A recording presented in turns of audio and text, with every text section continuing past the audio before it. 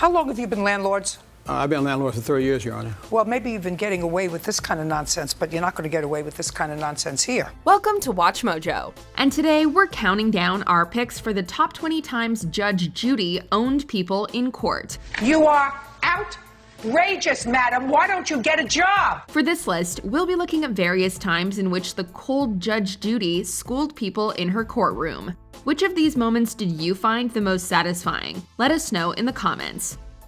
Number 20, kicking out witnesses. If there's one thing Judge Judy seems to hate more than anything, it's when people interrupt the proceedings. Please, okay with it. I didn't ask you a question. As she's proven time and time again, she isn't afraid to kick people out of her courtroom, even if they're witnesses. This case is like a disorderly high school catfight or something, with everyone talking over each other to make their voices heard. Now out. Okay, now out. Just a second. Out.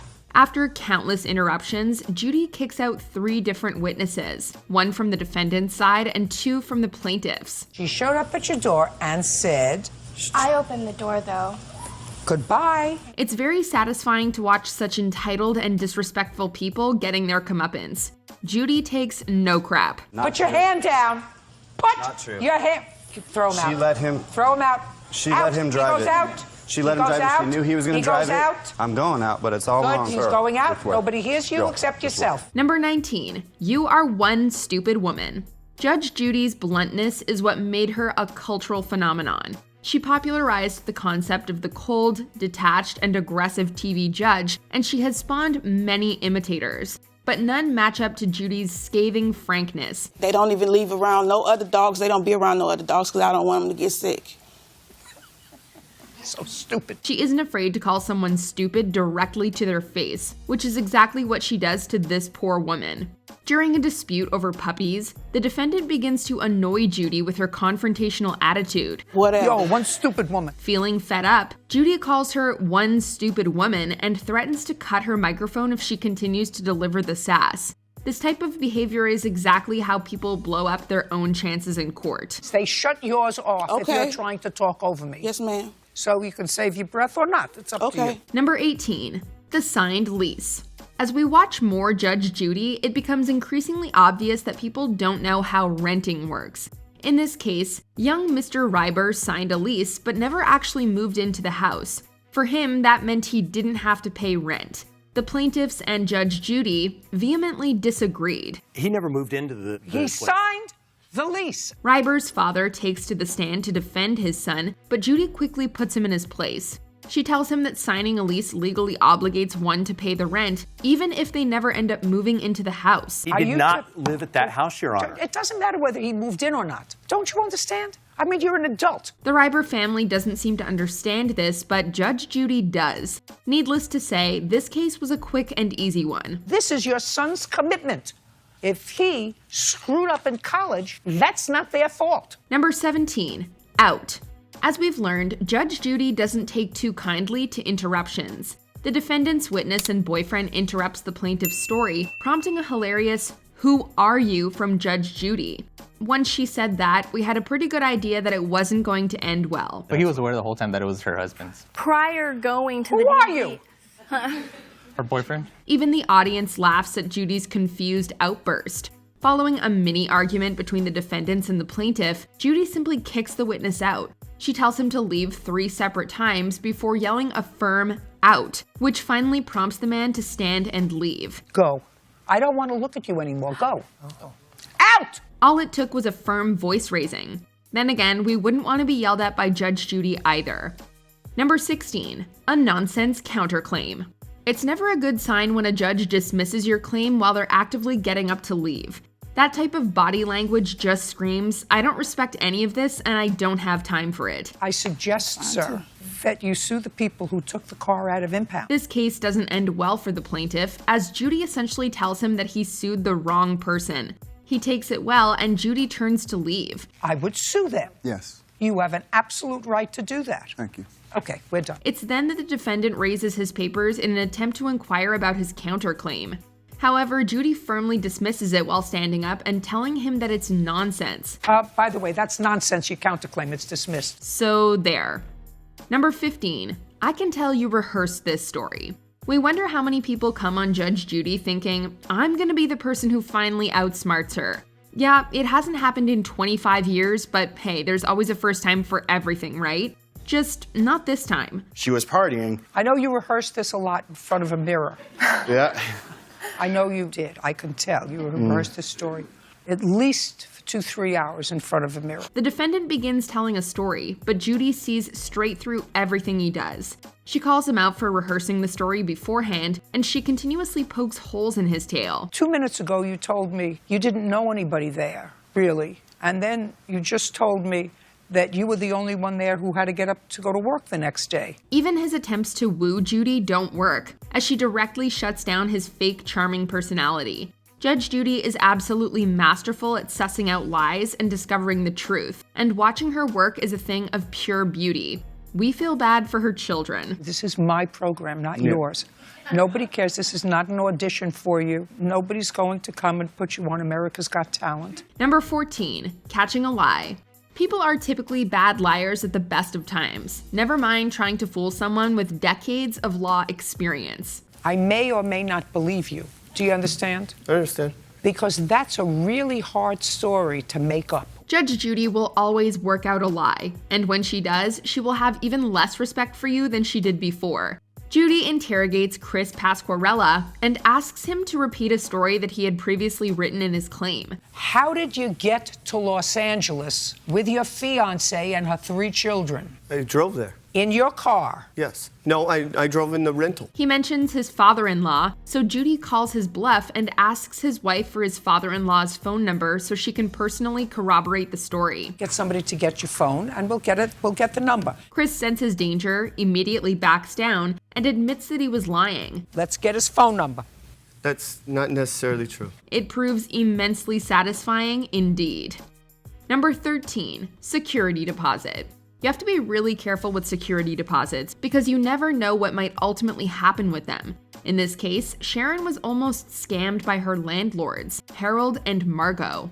Sharon gave them a $2,700 security deposit, but only got $1,500 in return, despite having the place professionally cleaned. And you did not cash the check because it was not the full amount, and Correct. you believe that you left the house in pristine condition. I did. I had it repainted. I had vacuumed, cleaned. Judy is given an itemized list of all the so-called damage, all of which she dismisses as mostly nonsense. I mean, because I'm looking at the list that you sent to her, and it's mostly nonsense. She's also given a few pictures, most of which show a pristine apartment. This case is over before it even begins, and it becomes obvious within the first minute who's going to win. Some of the grout was coming out on the kitchen floor? Yes, Your Honor, there was some damage Fix there. it! Number 12, the eBay scammer. This is one of the all-time greatest Judge Judy cases. The plaintiffs claim that they were scammed by the defendant. I asked him for my money back, and he said, no, I've already spent the money on merchandise I wanted to get. And he laughed and told me to take him to court. They paid her over $450 for 2 phones, only to receive photographs of the phones in question. Yep, sounds like a basic eBay scam to us. The only thing is, this woman decided to fight back and take it to court. It states very clearly in the auction that this is for a photo only. I sent her the photo. Show me where it says that. Judy quickly goes over the story before calling the defendant an idiot and a scammer. Are we understanding each other? Yes. You're an idiot and a scammer. Best of all, she slaps the woman with the biggest fine possible, ordering her to pay the plaintiffs $5,000 in damages. That's a sweet $4,500 plus profit. You have to find something else to do with your time constructively other than make children who are going to grow up with no moral compass like their mother. Judgment for the plaintiff in the amount of $5,000. That's all. Number 11, I know who you are. Judge Judy calls it a joy when people try to outsmart her.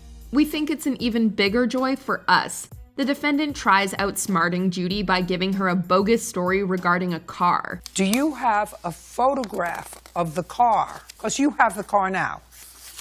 That's not an answer. Luckily, Judy has absolutely no trouble in seeing right through it. She simply smiles through the nonsense like a shark about to pounce on a juicy meal. Yeah, well, it was like a local mechanic like him who don't have shops. She then unleashes on the defendant, telling her that she immediately pegged her as a liar and a trickster. I know who you are. I established who you were before we even started this. The defendant can only look at Judy with a smile that depicts both defeat and a certain amount of respect. She's upset that she was thoroughly outsmarted, but she still respects the fierce intelligence of her opponent. Number 10. Case recall.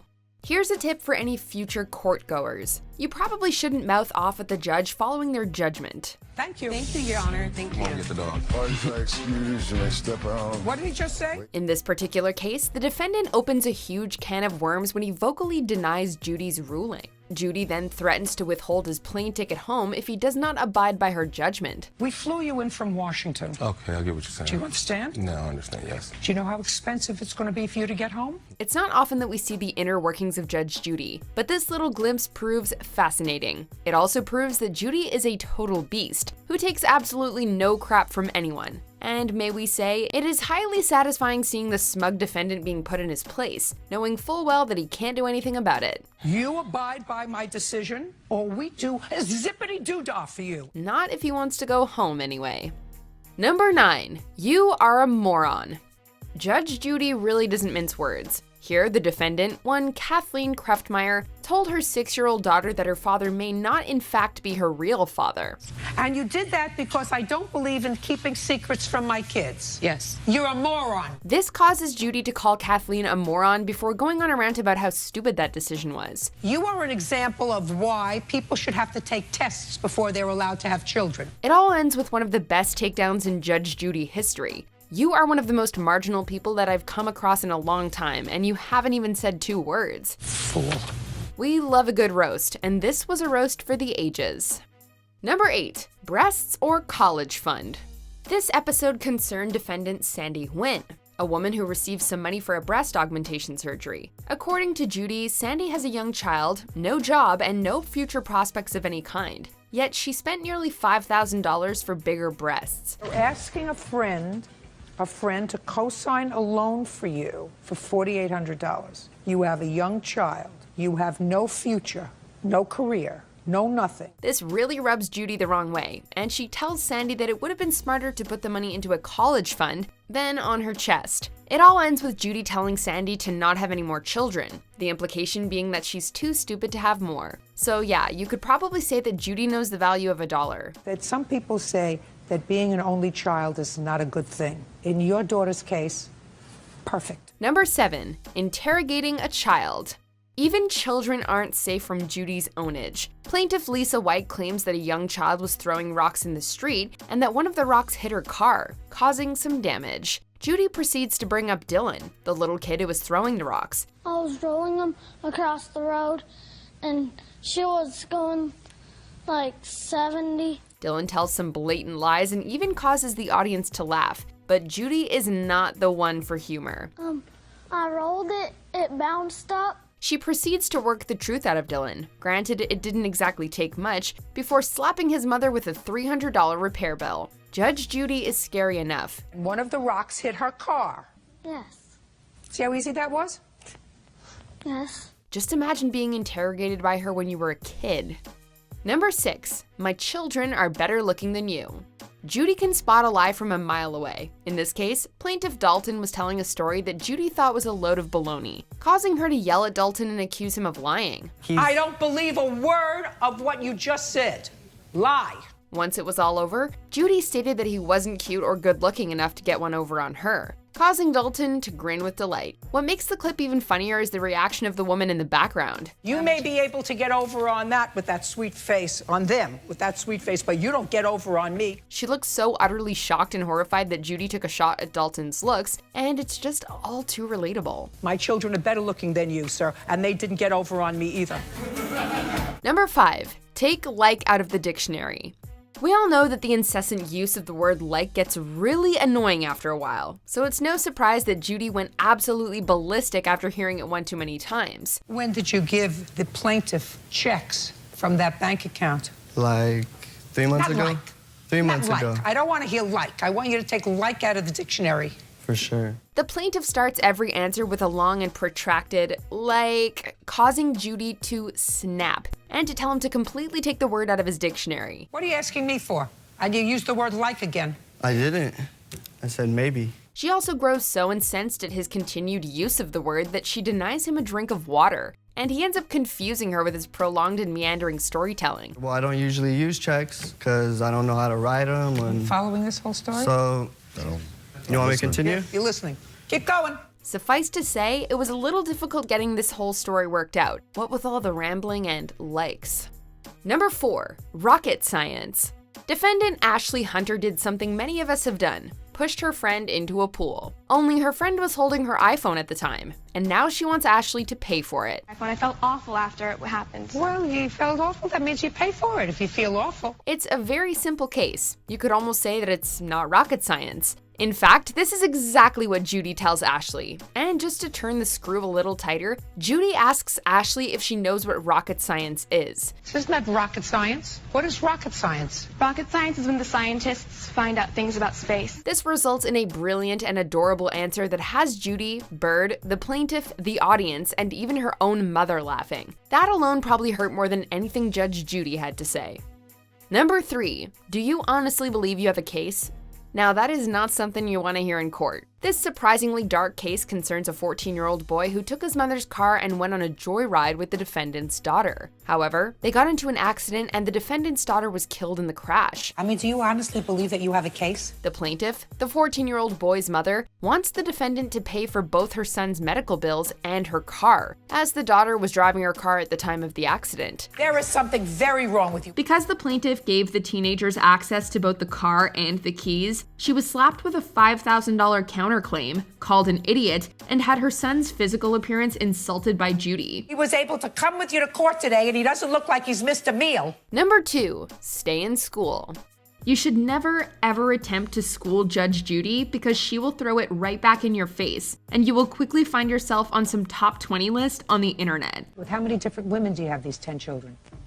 I'll give you a second, just a second. I don't want you to make a mistake. I'll let you think about it for a second. Judy learns that the defendant has 10 children with about 4 different women. About 4 of them, including your daughter. After learning this, he adds in a little snarky comment by stating that one of the women is Judy's daughter. She went surprisingly easy on him, but she still stated that he should have stayed in school instead of the bedroom, and even referenced his unfortunate children. Might be your show, but this is my episode.